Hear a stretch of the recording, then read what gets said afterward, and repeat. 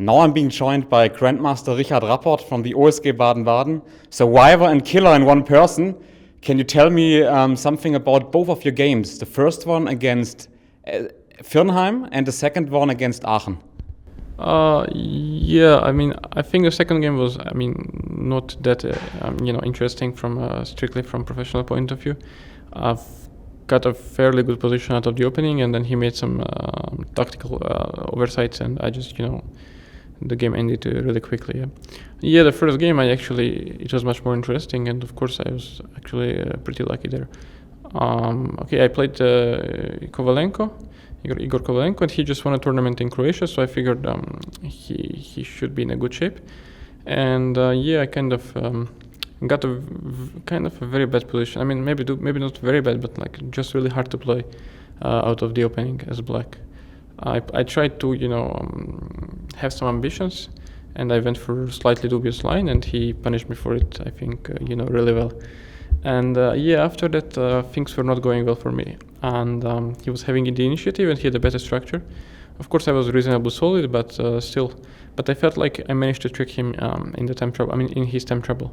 So, for instance, there was the moment when he had the queen. When I played this d5, and he took and played c4, and queen c4 and queen e7, and I feel like the position is really, really dangerous there. I mean, it just looks disgusting, to be honest. And then he played queen c3 and a4 and ba rook a4, and I feel like he played knight g4 very quickly, and knight d5, right?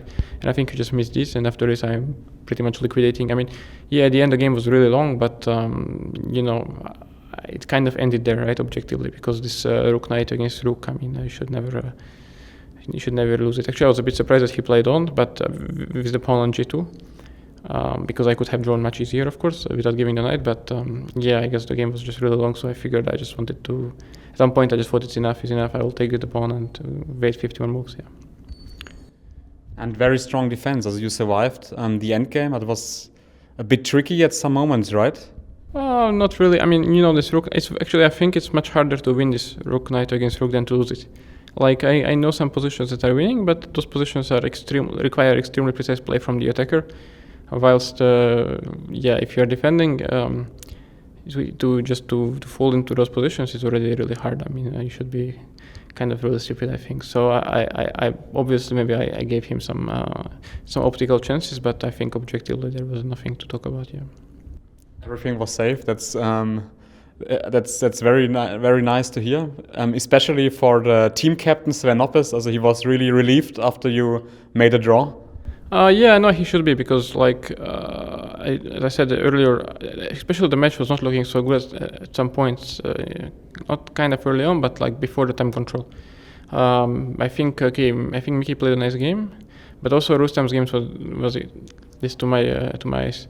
It was extremely unclear. It could have gone either ways, and also Vish's game was really unclear. And my game was not unclear. My game was just purely bad. Yeah. So if you look at these moments, I guess Sven was not having the best time of his life. Yeah. Yeah, that's right. You're really on fire at the moment. As you're playing such strong tournaments, you're under the top 10 in the live rating list. And can you tell us something about your great tournament in Norway Chess? You were almost winning it. I entered top 10 after this Norway. I mean, I entered it during, but thanks to my, or despite my last two losses, I still remained there. That was very nice for me. Personally, it was like, a long time dream to at least be close to being in top 10, and then I was close for a while, and then I entered. But of course, I had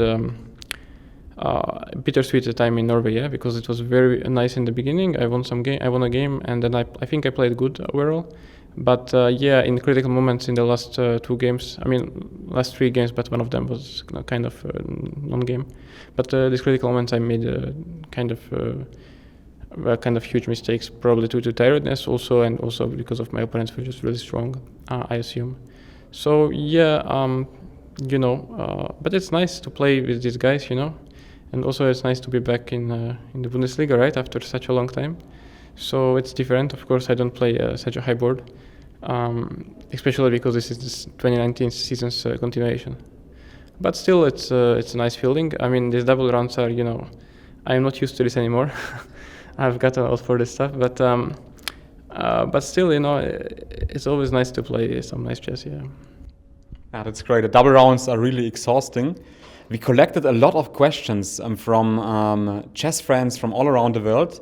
They are really interested. How do you train and how does your training day look like? Also, do you begin with physical workout, then tactics and endgame?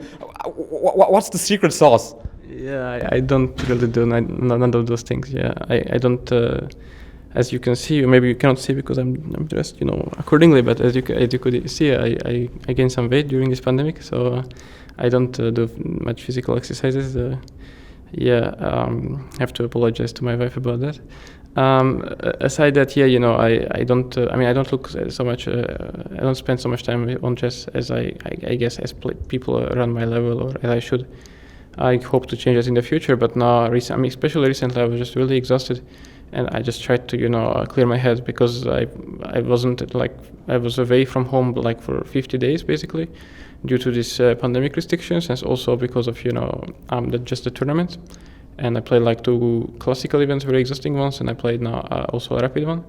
And also now I had to before this event I had to go to Hungary because I live in Serbia, right?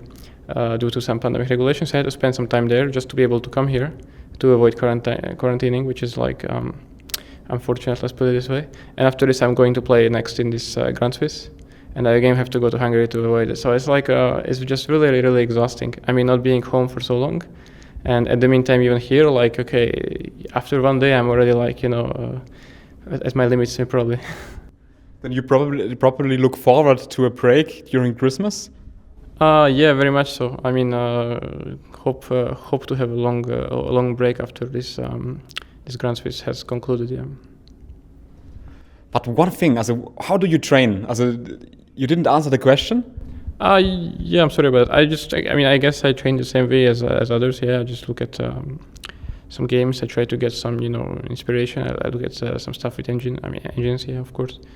But I guess maybe what's different is that I don't really have a coach or a second of any kind, so I just do it alone, and also I don't do it.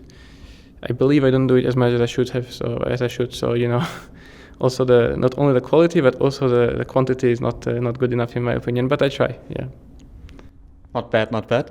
And there's a very important tournament coming up soon.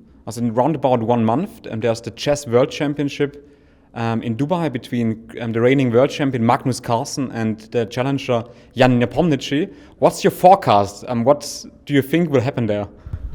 It's really hard to tell for me. I have asked me these questions actually, more than multiple times already, and I really still didn't come up with a good answer, because okay, Magnus is of course the number 1 player, and he's extremely, maybe the best player ever to play the game. Yeah. But on the other hand, Jan, I think he made some kind of visible progress in the last 2 years, maybe even more. And in the meantime, I think he has a very good score against Magnus, right? Okay, you can say it's from used times, but still it should count for something. And I think he's very, very well prepared, and of course really ambitious. So I think it's going to be a good match to watch. Yeah. I will look forward to it. Do you expect some fireworks? Yeah, sure. It's very hard to define fireworks, right? Because maybe for an amateur spectator, some things are really boring, and maybe for a professional player, they are lots of work behind it, and it's hidden or not hidden. It's just very exciting in a way of intellectual way. Yeah. So we will see, but I'm sure I will have fun watching it. Yeah. Great. I wish you all the best for the upcoming games in the Schachbundesliga in Berlin, and thank you for the interview. Thanks.